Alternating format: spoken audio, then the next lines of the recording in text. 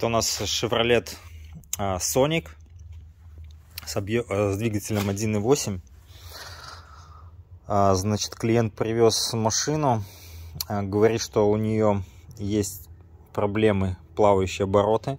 Также иногда выскакивают коды по распредвалу intake, exhaust, по-моему, P0356. И также он говорил, что он менял датчики распредвалов, новые ставил. Говорит, что там какие-то автомаркет стоял китайский. И был один код тоже по датчику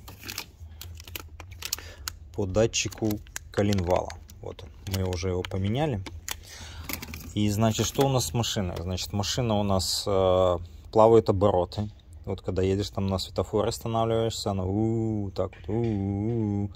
И у нас какой-то происходит звук на холодную.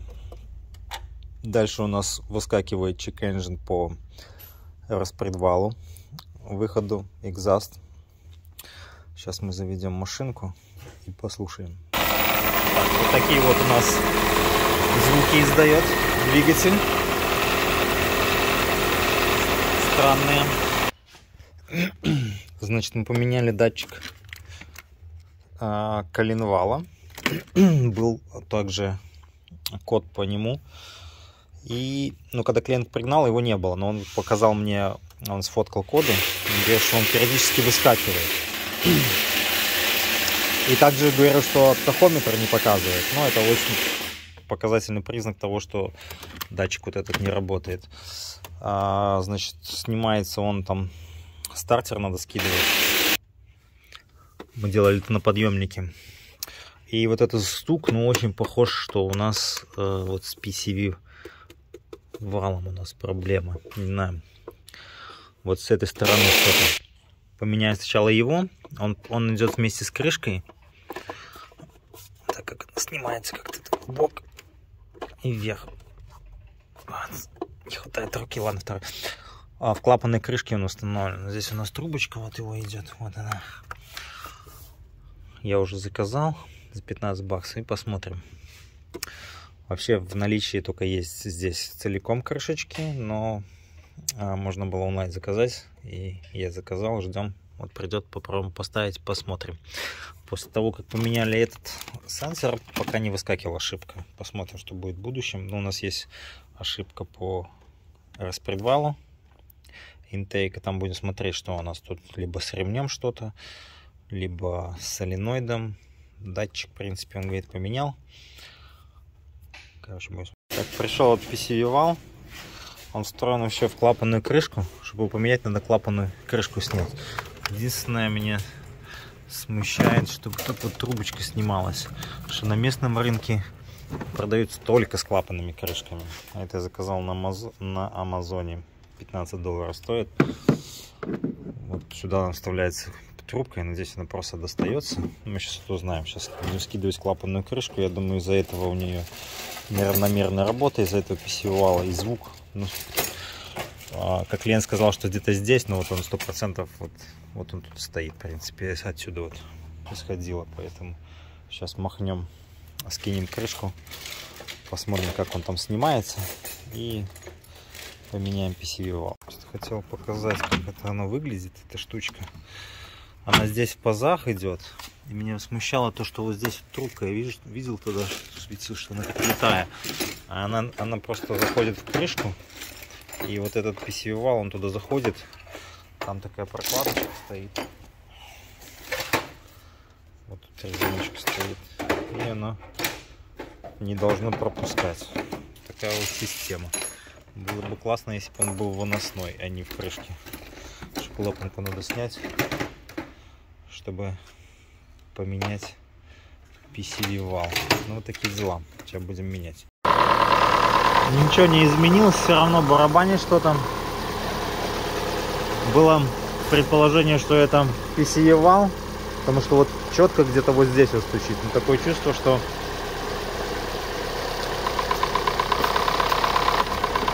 у нас или там с распредвалом что-то. поменяли вот мы крышку ГРМ. Надо сейчас проверять. Сейчас на холодный завели. Она именно на холодном в основном барабанит. Потом у нас все восстанавливается. Либо вот и ошибка у нас сейчас постоянная по выпуску, по распредвалу. То есть, что мне сканер говорит, что у нас ошибка постоянная по выпуску. По-моему, 0366 по экзаст. Камшафт. Также я поменял вот этот соленоид. Evaporation, получается, соленоид клапан. Он не держал вакуум, у него постоянно вакуум был. То есть, как провериться, скидываешь коннектор и вот эту вот трубочку. И если чувствуется вакуум, значит он не держит.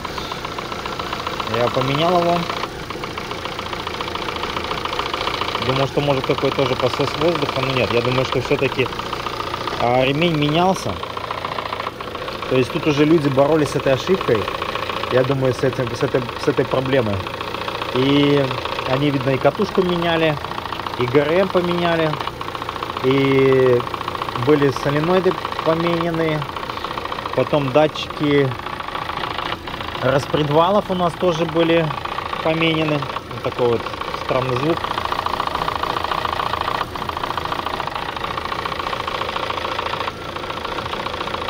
Но, видимо, не смогли победить эту ошибку и сдали ее на аукцион.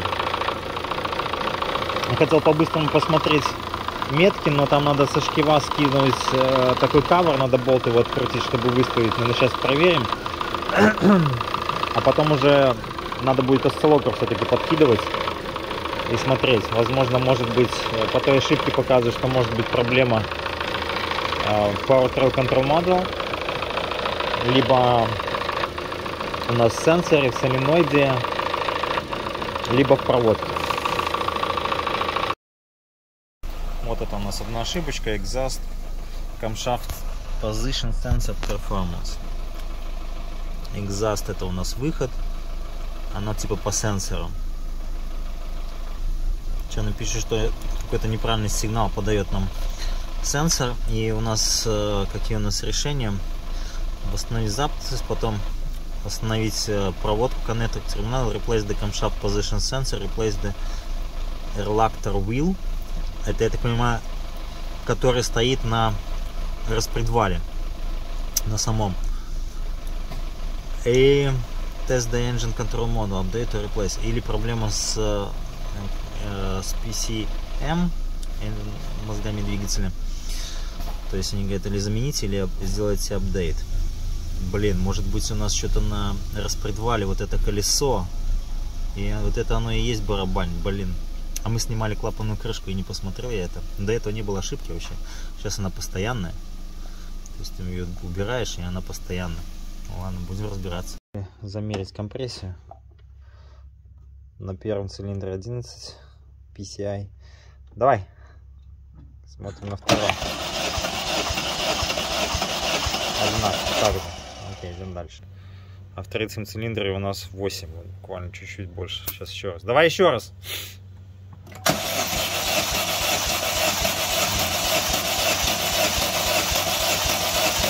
Ну да 9, наверное, да. Но это на 2 PCI меньше, чем у остальных. Ну, сейчас посмотрим в четвертом. Так, ну в четвертом у нас 11. Сейчас еще раз попробую в третий закрутить. Может, что не дотянул, может быть. Но странно, если бы все-таки там у нас распредвал неправильно открывался, то я думаю, что был бы у нас, ну, троение было бы какое-то. Мисфайр был по-любому. У нас мисфайров нету. Вот это вот очень странновато. Ну вот в одном 8 показывает. Ну, сейчас попробую еще раз посмотреть. Не, ну так же я все затяну. Давай. Да. Сейчас надо разбираться, почему, какая причина, почему оно так. Хорош! Так, смотрю, что там у нас в цилиндре самом творится. Полукамера.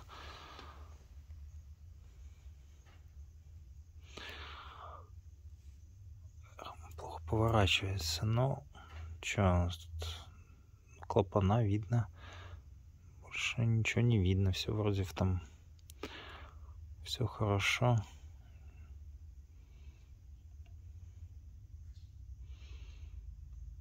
Газки точно нету, чтобы камера запотела уже. Почему-то здесь у нас тоже.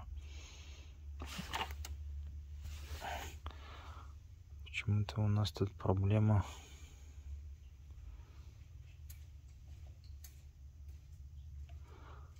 С компрессией. Ну да, ничего тут не особо не видно.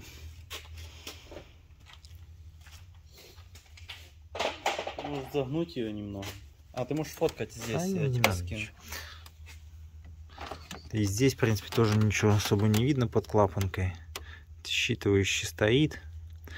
А плюс-минус выставили распредвалы, как должны быть они сопоставимы друг с другом.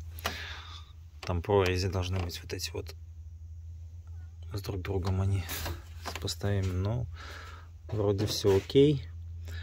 И надо еще до маховика добраться. Чтобы добраться до маховика.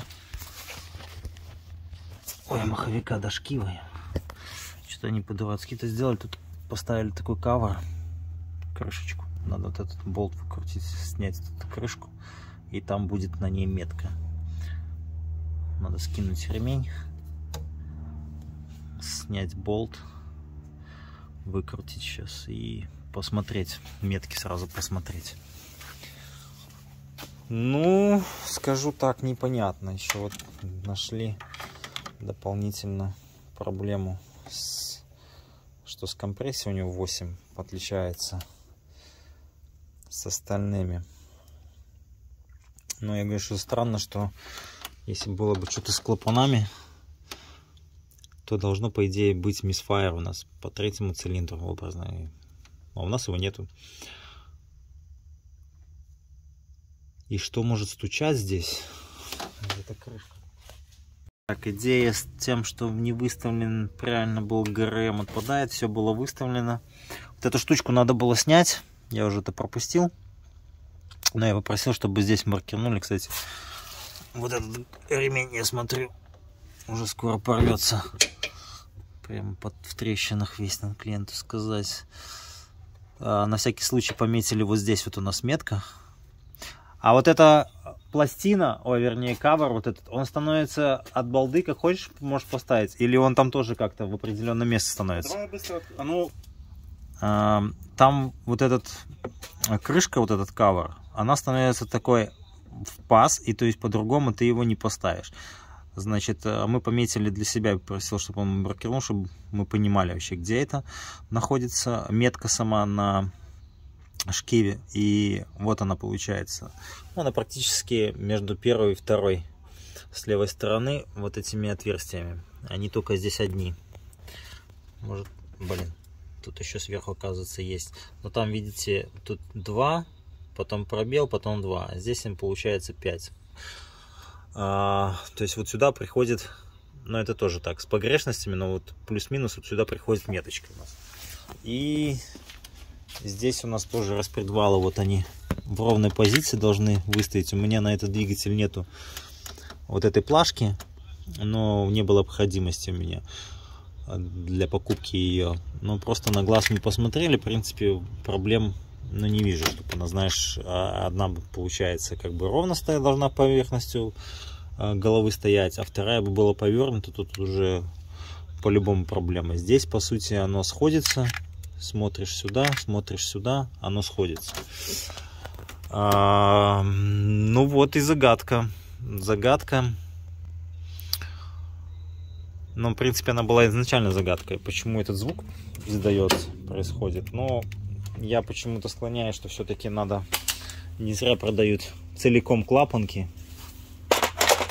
что надо было клапанку целиком менять, потому что я посмотрел, вот здесь тоже вот отверстие, и здесь что-то внутри, либо это просто оно засасывает вот эти газы сюда, либо может там что-то тоже есть, и как-то влияет на это вместе. Мы поменяли вот эту штуку PCU вал. Может быть, тут еще какая-то проблема, потому что на местном рынке они продают только целиком. На Амазоне я нашел, что вот этот PCU вал, ну, Амазон как Алиэкспресс, скажем так, что отдельно PCU вал этот продается. Но когда PCU вал сам вскрыли, там мембрана целая. Ой, ну вот такая вот загадочка. Такая загадочка. И может ли PCU вал как-то влиять на распредвал, на работу распредвала, что получается у нас сенсор экзаста выхода распредвала, и у нас он как-то неправильно работает, что сенсор, либо сенсор видит, что он неправильно работает, либо сенсор неисправен, либо с проводкой. Ну идем дальше, значит, сейчас туда будем проверять по электрике, будем смотреть. Просто если бы не было этого звука, то, конечно, мы его сюда не лезли изначально. Но есть отчетливый звук, кажется, он, что вот он здесь, в этой эрии. Поэтому я сюда, в принципе, и полез сразу. Подумал, что это PCU вал. Но, возможно, все-таки надо было всю крышку поменять. Сейчас еще есть пару идей пока. Сейчас мы закинем все. Сейчас посмотрим, может, еще она будет... зазвенит у нас, ну, вернее, стук этот появится, что мы посмотрим. Еще у нас есть там натяжитель у нас, вот он там, я вам показываю, натяжитель ремня ГРМ. И говорят, что вот то кольцо бывает разваливается, где мы подвинем, если получится туда подлезть, вот тут оно, вот это кольцо, оно отваливается и оно издает звук. Ну, у нас, во-первых, он не постоянный звук. Он с периодичностью какой-то появляется. Ну, в принципе, я скажу, на холодную. И вот тут уже и загадка. Ну и, кстати, код я сбил, и он не появился. Несколько раз я пытался отсканировать, код не появился. Поэтому сейчас будем смотреть, что у нас здесь. Трубка снята, смотрю, блин. Сейчас ее сняли, может быть. Так, я уже забыл, на каком этапе тут остановился. По этой машине мы все тут боремся с этим стуком. И почему у нас по распредвалу ошибка. Когда я просто заказал инструмент. Вот так она становится сюда вот в пазы, в распредвалы. Такая плашка. И вот этот тулс у нас с двух частей состоит, но он предназначен, в принципе, по сути, только для того, чтобы его откручивать. Но тут есть тоже линия такая. И когда мы прикинули вроде изначально, то вроде бы у нас все стало. Но когда мы сняли плашку, нам очень сложно было вот эту достать. Не направляющую, а держалку вот эту вот. Фиксаторы вот эти вот. И потом мы заметили, что у нас интейк распредвал как бы у нас сместился. Когда сделали 2 оборота по отношению к этому, к экзасту и к маховику. Не маховику, а к коленвалу, короче. И потом мы начали смотреть, что у нас вот на ползуба как бы не сходится по ремню. То есть каким-то боком, макаром его как-то туда установили, но получается и была разбежка. И сейчас мы обнаружили, что вот на этих вращателях, фазовращатели, я так понимаю, это не так правильно называется, у них тут тоже есть метки. Вот здесь такая точечка одна. Сейчас свет включу. Вот тут одна точка есть, и она должна сойтись с этой линией. И здесь одна точка есть на интейке, но она должна быть чуть-чуть выше. Вот здесь вот есть такая умная программа, а где, и вот она нам тут глаголит, что вот эта точка на фазовращателе, она должна быть сопоставима именно с этими, которые вот держатели шестеренок между ними, с этой линией. А вот это вот на этом распредвале, на интейке фазовращателя, она должна быть выше этой линии, там прямо так прописано. А у нас по факту была вот эта точка с этой линией, Вот сейчас она стоит ровно. А вот на экзасте она была на один зуб ниже. Возможно, поэтому ремень не садился полностью. Потому что когда ремень ставишь, он там болтается. То есть вот здесь вот я чувствую такой, что хороший люфт у нас ремня, когда мы кидаем его сюда. Сейчас мы открутили вот эти фазовращатели. И что вот ни странно было, для меня вернее странно, что вот с этого тут такая крышка стоит, а потом уже сам болт, который крепится к распредвалу с этим фазовращателем. И с экзаста полилось очень много масла отсюда, а с интейка вообще масло не полилось.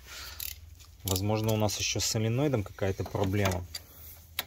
Сейчас будем смотреть, когда уже сейчас установим. Также заказали новый натяжитель ГРМ. Почему? Потому что бывает, что у них вот эта вот штука начинает издавать звук. Вот эта вот скоба, она при вращении начинает болтаться и издавать звук. Но он по сути металлический звук. Но мы уже просто решили и на всякий случай, раз мы уже туда полезли, и тоже его поменять.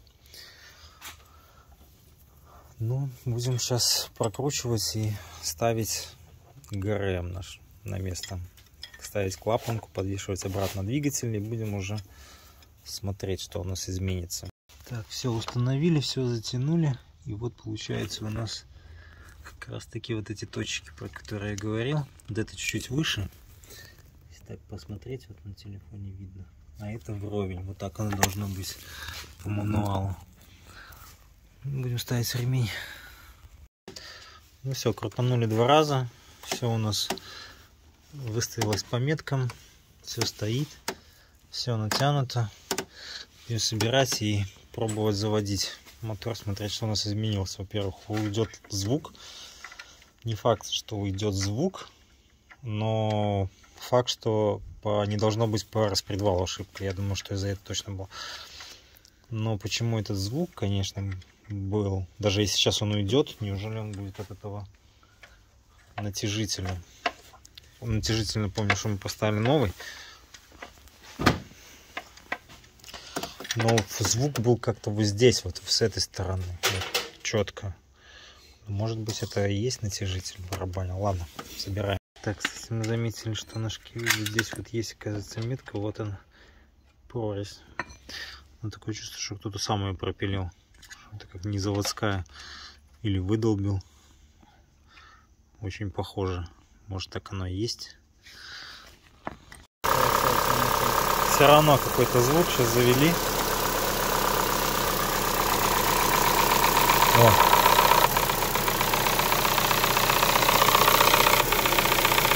Очень странно вообще. Но мне кажется, он с крышки с этой писевевала.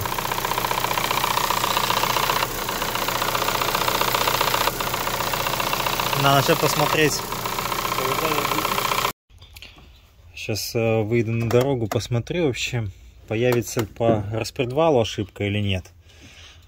А насчет звука, ну, у меня есть подозрение, что все-таки это в крышке, то есть это не в PCV вале, там все это и крышки, как бы, может быть, оно дает это все, этот звук, я имею в виду.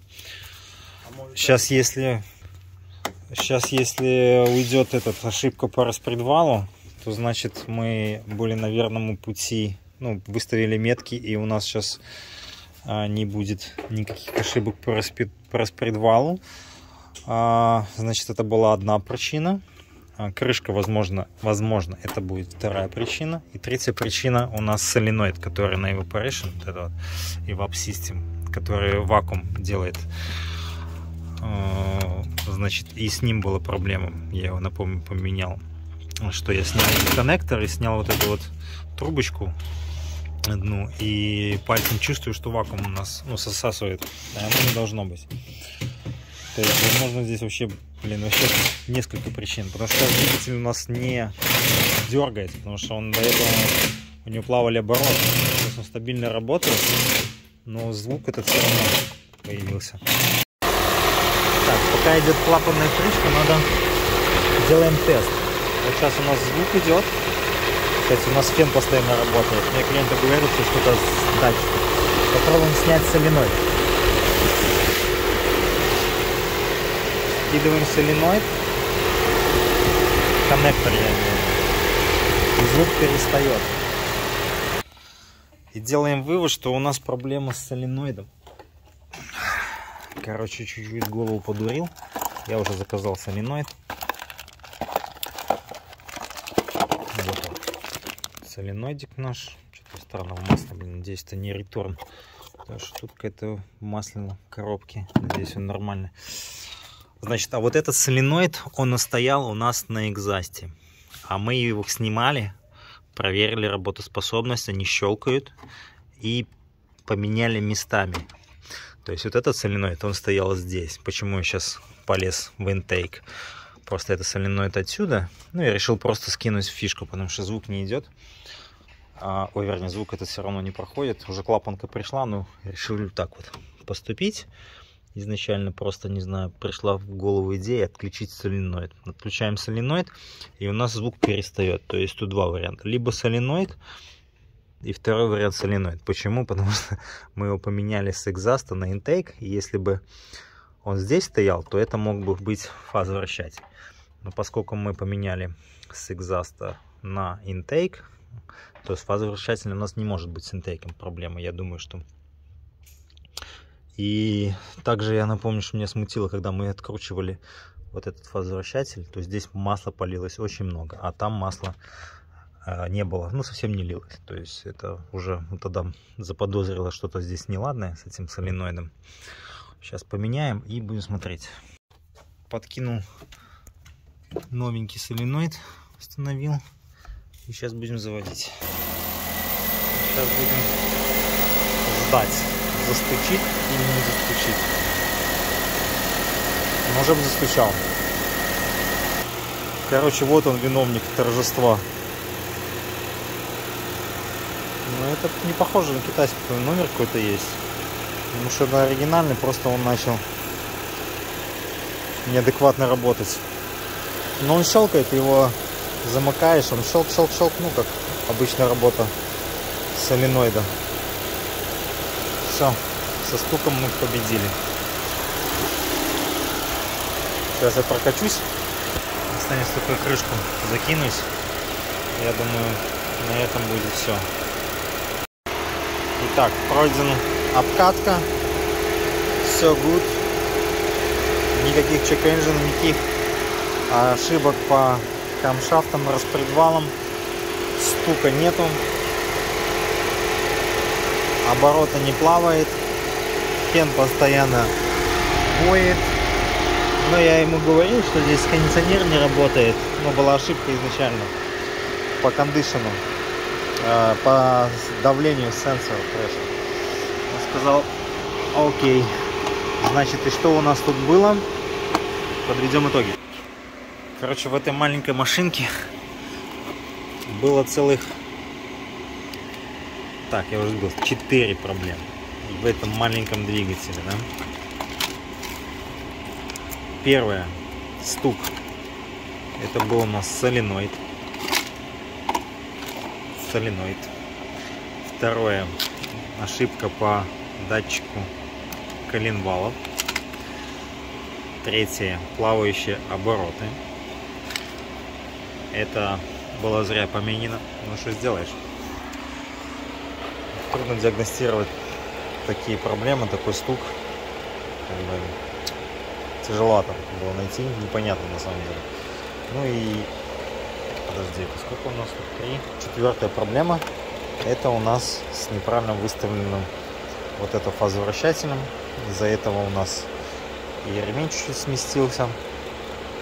Ну, вернее, когда мы скинули ремень, натяжители слабили, то второй раз, когда мы хотели поставить, он уже не сходил. Такое чувство, вот как у нас на ползуба смещено. Да, для этой работы обязательно надо инструмент, чтобы выставлять ГРМ. Ну и в принципе, наверное, все. Немножко пришлось повозюкаться с этой машиной. Не скажу, что это было быстро. Осталось только поставить этот камер. Вот эту крышечку на ГРМ. Завтра мы ее поставим, и все. На этом все. Ну, вот такой вот был ремонт с Экотек, шевролетиком 1.8. Такой двигатель у них. Вот такие бывают дела, оказывается. Но я говорю, что уже с этой ошибкой боролись и ее сдали на аукцион. Так, потому что машина, по сути, целая. Машина целая, 147 тысяч пробега. Ездит она, в принципе, хорошо. Ничего не стучит, не гремит. Подвеска хорошая и в салоне, в принципе, хорошая.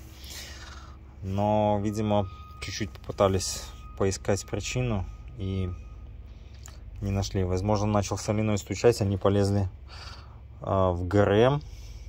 Это был 8-й месяц. Он мне пригнал ее в первом месяце 25-го года. В феврале. Да, и, ну, соответственно, пока он купил, пока она выставилась, я уверен, что это было вот сделано. Ошибка, ну, не ушла. Она, может, еще появилась после этого по распредвалам, и они решили сдать на аукцион. Вот такие дела. Вернулся опять этот шевик в Соник. Человек сказал, что белый дым валил с глушителя. Потом дергалось, плавали обороты. Я ему сказал, говорю, все, давай, не дури голову. Меняем вот эту крышку с PCV-валом. Ну и также он попросил разобраться с тоже проблема была, я думал, что сенсором вот этим вот давление на кондиционера, но по факту мы его поменяли, ничего не изменилось, начали смотреть, а вот здесь в проводах оголилась, получается, изоляция, ну и она замкнула между собой. Я вчера поменяли сенсор, заправил кондиционер, но ничего не изменилось. Фены все равно работали на полных оборотах. Клапанку поменяли, и я прокатился. Нормально так. На ней покатался, поехал домой специально. И отлично машина едет, не дергается, не колбасится. Сейчас я возьму эту крышечку, покажу. Надо было изначально мне заказать и не париться нам с этим PCV-валом. Хотя типа вот эта штука новая, купленная. Крышка сама стоит $70 вместе с этим PCV-валом. Ну, так они придумали, эти шевролеты. А эта штука $15. Ну, соответственно, дилеры хотят все побюджетней, чтобы больше денег заработать. Ну, получилось, короче, 2 раза делать работу. Поэтому не знаю, где выгода была. В любом случае, кажется, крышка все окей, но из-за этого, который внутри клапана, машина дергалась и также иногда дымила белым дымом. Такие вот дела. Ну, в принципе, я думаю, что на этом будет все уже с этим Соником.